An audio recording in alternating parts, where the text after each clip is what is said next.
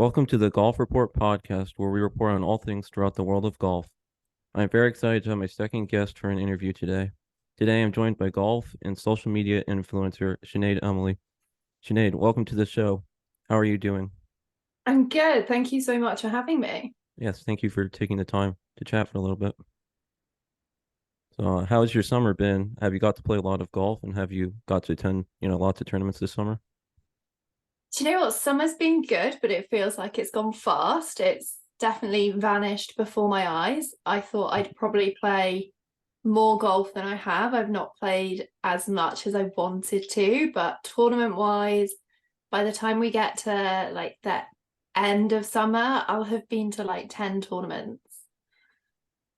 And, any notable tournaments you've been to this summer? So I went to the British Masters, which Mhm. one of my favorite tournaments. I love going to that tournament. I think there's always such a good atmosphere and great players. They had Justin Rose this year, which was incredible.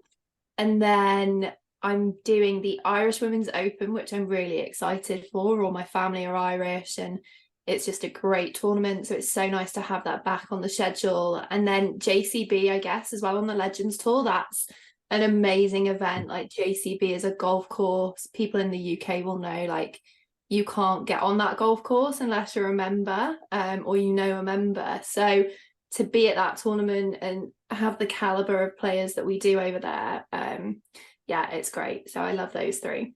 Yeah, I've been this summer I went to, let's see, the LPGA tournament, the Mizzou, the one, I don't know if you know Rose Zhang on the LPGA. Yeah. I went there and I went 3 of the 4 days. The one where she won in her professional debut, I was there. Oh, incredible. And I bet that then was such a good the experience. KPMG, the women's PGA, I went there. And then Yeah. I volunteered at just an Epson Tour event, which is the minor league Oh, women's golf incredible. tour this summer. And then I volunteered at a big junior tournament here where they have all like top junior players and then college coaches. I Oh, volunteered at that. incredible. I So bet yeah, that's a really good experience. I both, volunteered this summer and I've been to, you know, major championship golf and, the other LPGA tournament where Rosang won. Yes. I'm Cool. very bummed. We have the Travelers Championship on the PGA Tour here. I don't know if you ever heard of that. Yes. And I missed it out because I decided to go to the Women's PGA Championship because usually around me, they don't have a major championship and they Yeah. have the Travelers every year. And I missed out. I think it was Rory's first hole in one. He got his first ever hole in one on the PGA Tour or something like that, and I missed it Oh, out. yeah. Yeah, he did have his first hole in one this year, didn't So I missed he? that out, but I know I got to go to a major championship. It was at Baltusrol in New Jersey. I saw. Oh, amazing. Yeah, Love but it was really amazing to see Rose Zhang. I mean, she shot what was it, 6 under 66 Saturday at Liberty National for the Mizzou, and I think that was one of the best rounds I've ever seen. Like I've seen Phil lipped out for 59 at the Phoenix Open on the PGA Tour. I saw that. I also saw, I think, Jordan Spieth won at the RBC Heritage in South Carolina on the PGA Tour. I've also seen Jim Furyk shoot, what did he shoot, 58 at Travelers, but I still think that, Rosing, just her golf game is so impressive. And I think, I think that Saturday, 66, that's really what propelled her to victory. That was really one of the most impressive rounds I ever saw because I think it was on one hole, it was a par four. She literally drove it and hit it to like 10 feet or so. She missed the eagle putt, but she made a birdie. But that was one of the most impressive rounds I've ever seen. She would just get up there and it would just be right down the middle every time. Yeah, I think some of the women's golf we're seeing now is just absolutely amazing. I mean, Celine Boutier recently with her win at Evian, and then in Scotland, like the women's golf is just fantastic. Hmm. So did I see that you were at the Legends Tour event recently? Do you get to volunteer at, events, and, talking that, what you get to do with volunteering? Yeah, so I've been at a few Legends Tour Mhm. events this year. People will have probably seen. So far I've been to Irish Legends that was at Sea Point in Ireland, which was amazing, the most stunning venue. And then I did JCB and I actually just got back from Hanbury Manor for the Legends Tour trophy this week. So I've done a few Legends Tour events. And that's more away from the volunteering side. But volunteering wise, I do like DP World events for those. But yeah, the Legends Tour events have been absolutely amazing. I think it's a fantastic tour. It gets some incredible talent on it, and just the venues that I've been to in Legends Tour have been absolutely superb and just second to none. I just love it. Yeah, as we talked about, yeah, I've also this summer, an Epson Tour event, junior tournament, and then hopefully next year I'll volunteer. But at other tournaments like LPGA, other stuff like that. But what's your favorite thing about volunteering? Because I think for me it was just how nice the players are. Like I was scoring for a group at the Epson Tour event, and literally the player just came up and signed an autograph for me. She gave me a golf ball. She just how nice the players were and just the access you get. But what's your favorite thing, or what do you like about getting to volunteer? I think, yeah, all of that, like you've said, like you get such good access to the golf. You're really up close to it. But I think for me, the people you meet when you volunteer as well, like I have met some of the most amazing people, and volunteering has genuinely changed my life this past year. So I think the people you meet and the experiences you get are just amazing. And like I treasure kind of every moment I have working at a tournament, whether that's with spectators or other volunteers, because yeah, I really love that kind of atmosphere of being in the middle of it all.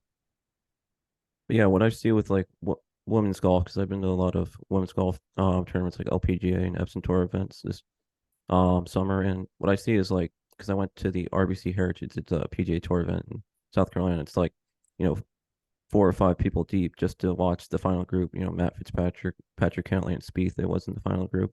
It's like 4 or 5 people deep. Then you go to like I went to the KPMG Women's PGA Championship. You go to a major championship on the LPGA Tour, and it's not you know not as many fans. A lot of Mm, people there were just asking me, who's this player, who's that player, and you even go even further down to that. You go to the Epson Tour, which is the qualifying tour for the LPGA. You see players like some of the players were even just carrying their clubs. They didn't even have a caddy. They yeah. had to use like pull carts and stuff like that. So it's just interesting how you go from the PGA Tour where the fans are so knowledgeable about the players. Yeah, There's so much. definitely. It's hard to just even get access to the final group. If you get your Spieth and your Fitzpatrick and your Cantlay in the final group, to then you go down to the Epson Tour where players, there's smaller purses, only 54 holes, and some players don't even have caddies, and it was just very interesting to me to see all that. Yeah, definitely. And I think like the nice thing about that is having those tours that say are like your challenge tour and things here that we have it, the players appreciate it so much, whether it's volunteering through a golf club or for like we have like England golf here, they need volunteers all the time. And it just it gives so much back to the game, which I think is really important. And the players massively appreciate it. Like whatever you're doing for them, they are all so appreciative. Mhm. Nice. So I want to get into the beginning of your golfing career. So if you can start off with me, how did you get started playing golf, and how long have you been playing golf? And what are some of your first memories when you began playing golf? Was it a struggle? Did you enjoy getting started playing golf? How did you get started playing golf? Gosh, yeah. So it was a funny one. So my dad's played since I was younger, and he always wanted me to start when I was about 14, and I just didn't really enjoy it. But I really loved watching golf. Like it was always a family thing on a weekend if there was a big tournament on to watch the golf. And then I actually dated somebody who worked in the industry, and again, he wanted me to play, and I was just like, no, I don't enjoy this. And he went away for I think it was about 3 weeks with work, and it was a sunny day, and I just said to my dad, it was 2019 in the summer, and I was like, can we go to the driving range? And he was like, yeah, okay, but you don't enjoy it. And I hit a few good shots, then I thought, actually, do you know what? I really want to get lessons.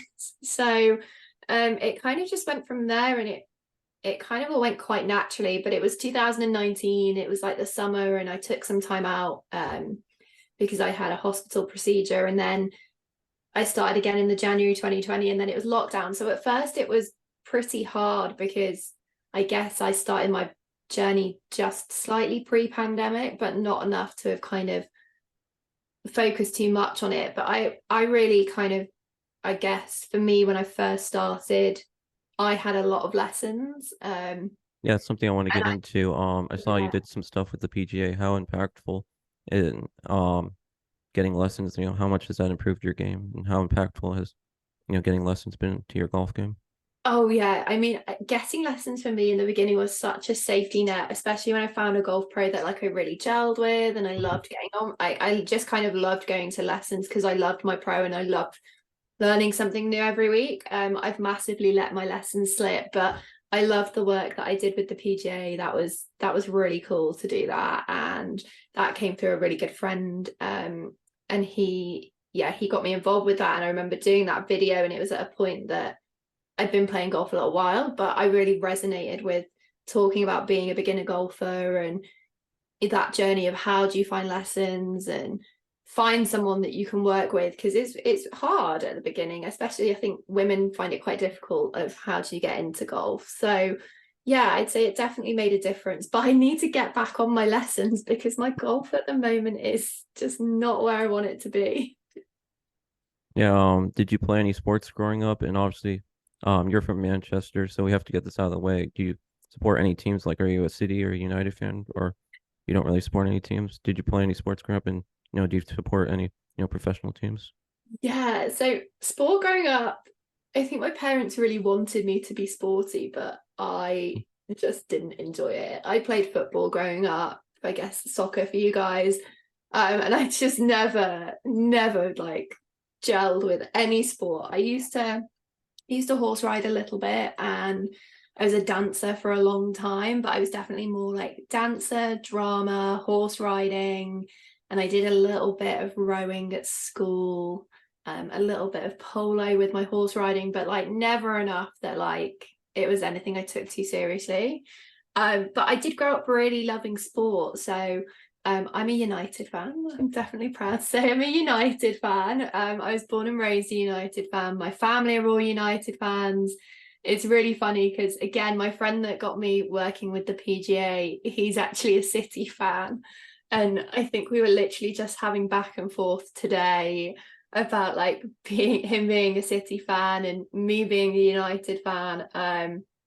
But yeah, definitely I grew up going to watch the football with my dad, and I remember Manchester United winning the treble back in 99. So yeah, I have such fond memories of like sport, like watching sport growing up. And I guess that kind of extends to like now I love like F1, and I really enjoy the rugby, and it's always been something, yeah, I enjoyed watching it, but just playing sport until kind of now was like it was, yeah, not that present in my life. And the England women's team in the Women's World Cup is in the final. Do you think Oh my you'll god, I catch any of know. that, I'm or so is that excited. I've yeah, is that not exciting? watched. Yeah, that's like such a big deal. I mean, I say that's a big deal. I'm Irish, by descent. So, but it's still a really big deal because I think for just women's sport in general, something like that is so amazing for all women's sports because it gives young girls these role models in sport, and they can be like, I want to grow up to be like her, whether that's golf, football, rugby. So I think it's just going to have such a positive impact. But I definitely will be watching on Sunday because, yeah, I do hope that football is going to be coming home to England again. What advice would you give to a beginner golfer or someone just starting out playing golf? Oh, good question. To a beginner golfer, I think definitely get some lessons. I wouldn't overwhelm yourself with anything you see on social media. I think social media is fantastic, but I think equally you get people giving advice or critiquing people. I know I struggled with that at the beginning of my game as a beginner, that people would like critique my swing that didn't actually work in the industry, and they weren't golf pros. They were maybe like a 20 handicapper at their local club. So definitely don't get overwhelmed by the information out there. And if you feel uncomfortable going for lessons on your own, see if somewhere does group lessons as well, because I had some group lessons as a beginner and I loved that because you kind of got to meet people already in the game or that were new to the game. That yeah, that was brilliant. I loved that. So I think group lessons and definitely not overwhelming yourself with all the information out there is probably my two bits of advice. How does your golf game look currently, and what are you working on with your swing or your game currently? Or is it What kind of does just all over the place? what does my golf game look like at the moment? That's a good question. my golf has been so infrequent lately that, I mean, 1 minute, like my driver has been my big nemesis since like maybe like April this year. We just aren't getting on. My driver stays in the bag. Like, we don't have a good relationship right now. But my 3 word like is great. My woods, so I'm taking my woods off the tee at the moment. So I think really what I need to focus on is getting my drive back to where it was pre-April. And the one thing that has improved when I've been out on the course is my short game, and that's really nice to see because I really struggled with my short game. So my game with my wedges is getting way better. So now it's time to go back to basics with the driver, I think. So you've had endometriosis since the age of 12. Can you tell me what that is? Because I'm not familiar with it, and your passion for raising awareness about illnesses. Yeah, gosh. So endometriosis. So I've had that since I was 12, so 18 years now. And it's basically where the lining of your womb, they find that tissue elsewhere in your body. So it's usually around like your ovaries and things like that. But there've been cases where they've found women with endometrial tissue in their lungs and their brain.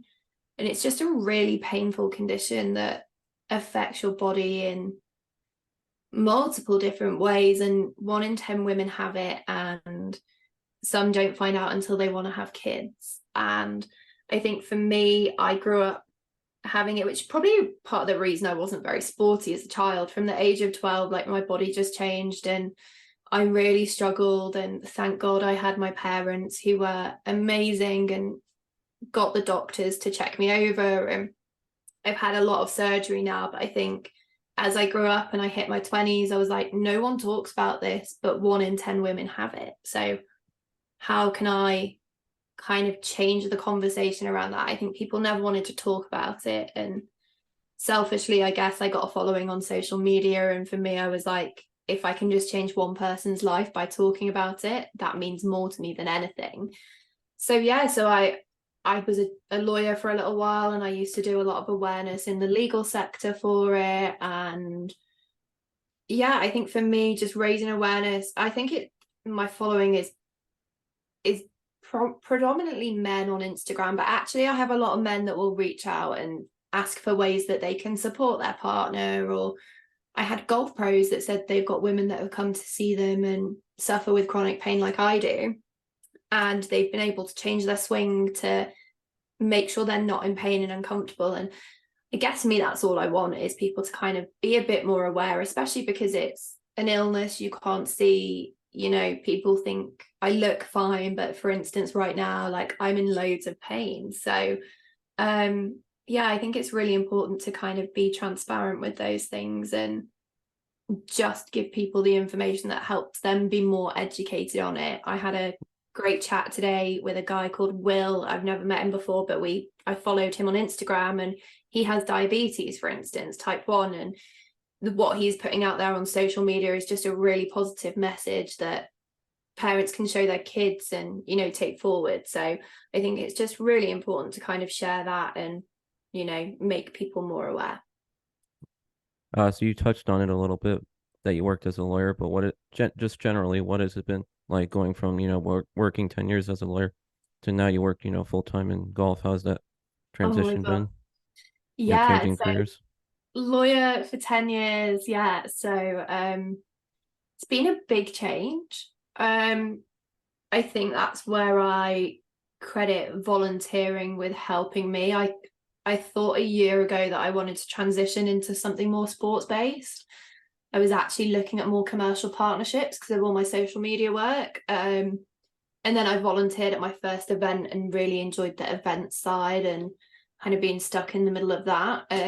So I spent time last year really kind of grafting away at volunteering to get the skills necessary. And it took me a year to move jobs. It's not hard. It's not hard. It's hard when you're 30 and you've done something for 10 years and you're looking for a new job. It's whether people are willing to take that chance. And I was really fortunate that I found the right person and the right company that wanted to take the chance. And I'm incredibly grateful. I work with an amazing team in a sport that I love, and everything I do each day is it's incredibly different. But I think being my skills that I've had from working in law equally kind of transpose over to my new job. So yeah, it's been an adjustment, but it's an adjustment that I've absolutely loved. It's been 4 months now, and I wake up every day and I love my job, and I can ask for more, really. So one more question, then we'll get into some rapid fire questions. Can you tell me about your passion for growing the game of golf? So you have a passion for growing the game of golf, especially for women. So can you tell me about that and how you use social media to grow the game of golf? Yeah, I think for me, golf, and I think particularly like I have a like a following of juniors that like I think it's so important to try to be a positive role model to them, whether boys, girls, and yeah, other women in the game. I think for me, social media is about being honest and transparent. I like to kind of put everything across there, and if people like it, they do, and if they don't, they don't. But I like to kind of put out a very honest and realistic message of golf and what it's like to be in it. And I think the passion for kind of growing the women's game, I think it's yeah, it's for me, I guess I kind of see it more holistically. I don't think I try to gear anything specifically towards women or men. I think the more people we have in golf, the better, particularly the more younger people. And especially on the women's side, I get to go to so many women's golf events that I love, and I'm seeing them grow year on year. And there's some brilliant women's initiatives out there that I can support. So yeah, but I think social media ultimately has just helped me grow this network of brilliant people doing great things in the industry. Great. So now we're gonna get into some rapid fire questions just to get to know you more. Okay. So this will just be, whatever comes to your mind at first. So what are the top three courses around the world? So what are the top three courses around the world that you have gotten to play? Oh, top three courses around the world. Okay. Carnoustie in Scotland, absolutely amazing. I've played Royal Greens in Saudi Arabia. That was just amazing. And then Palmeiras in Portugal, beautiful beachfront course. What are the courses that are on your bucket list? So what are the courses that you really want to play that you haven't got to play yet? Oh, any golf course back home in Ireland would be amazing. I want to play more golf. Maybe Tralee. Tralee's a stunning links course on the coast in Ireland. Would love to play there. St Andrews. I think that's just every golfer's bucket list. And where else would I like to play? Dundonald in Scotland as well. I've always thought Dundonald looks amazing. Dundonald links. So I think those would be my three bucket list courses for now. Who are your favorite golfers? So who is your favorite men's golfer and your favorite women's golfer? Oh, men's golfer, favorite men's golfer, Victor Hovland. I think my followers would probably hate me if I didn't say Victor. Victor Hovland, I've loved Victor since he was low scoring amateur in the Masters. I think he's just amazing. I love his honesty with his short game. It's just so refreshing. Favorite female golfer. I'm a Cavan girl from Ireland, so I have to say Leona Maguire. Like the things she does for golf in Ireland are just incredible. Yeah, I would have to go Spieth and then probably Rosang for women myself. Favorite club in your bag? Sevenwood. Nice. I would go hybrid. I always get a puzzled look when I say hybrid, but I just hit that, straight I'm straight off the I tee. enjoy my hybrid irons more than I thought I would. I didn't like hybrids before, but I'm enjoying them way more than I thought I would. So I see that. First lesson I went into with my coach and I said my favorite club is the hybrid, and my coach just gave me this puzzled look. I was like, oh gosh, just gave me a puzzled look when I said my favorite club is hybrid. Anyway, least favorite club in your bag. Sand wedge. If you had to play a round with only one club, what club would that be? I think maybe my hybrid iron. I think maybe my six hybrid. What would be your dream golf foursome? So you and three other players. Who would be your dream golf foursome? Oh, okay.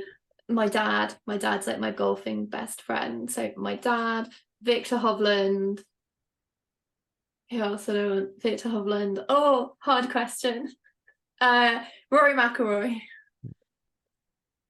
Favorite app on your phone or the app that you spend the most time on? Probably don't spend as much time on Instagram as people think. I say that I probably spend the most time on LinkedIn, which is really sad. But I think I spend the most time on LinkedIn. Favorite city you have been to in the world. So, what is your favorite city you've traveled to in the world? Oh, Seattle. I've been to Seattle. I Nice. love it. Favorite vacation or holiday you've ever gone on, or just a memorable Vacation. vacation you've been on? Holiday. Oh, Mexico. I loved it in Mexico. Nice. Stunning. And what's on your bucket list? Where in the world do you really want to travel to that you've never been? Bali. Do you have any hobbies outside of golf, or is it mostly just golf? Hobbies outside of golf. I go to the gym quite a lot. I love going to concerts. So when I get a free time, I'll either go to concerts or a jazz bar. Love going on nice long walks, and I really love baking, like making cakes and stuff. I've not done it for a while, but I really enjoy that. In your free time, if you're not playing golf, what are you doing in your free time? Sleeping. No, I would probably be with, especially now, I'll probably be with my family, going out for dinner. That's the one thing I miss with my job when I'm away, is being with my family and seeing like my mum and dad and things. So yeah, probably with my family if I'm not playing golf. What is the lowest round of golf for 18 holes? So what is the lowest score you've ever shot for 18 holes at golf? Oh, 92, I think it was. Yeah, not great. And But finally, we definitely have to touch on in the final question, what is your favorite thing about golf, or what do you enjoy most about, playing golf? my favorite thing about golf is that I just get to go out with my friends or my family when I play with my dad and just enjoy 4 hours being out in nature, seeing some stunning golf courses and just making memories with them all, because we have such a good time together. And I think if I always look back and think, if it wasn't for golf, there's so many people that I now wouldn't have in my life, and I can't imagine my life without those people. So.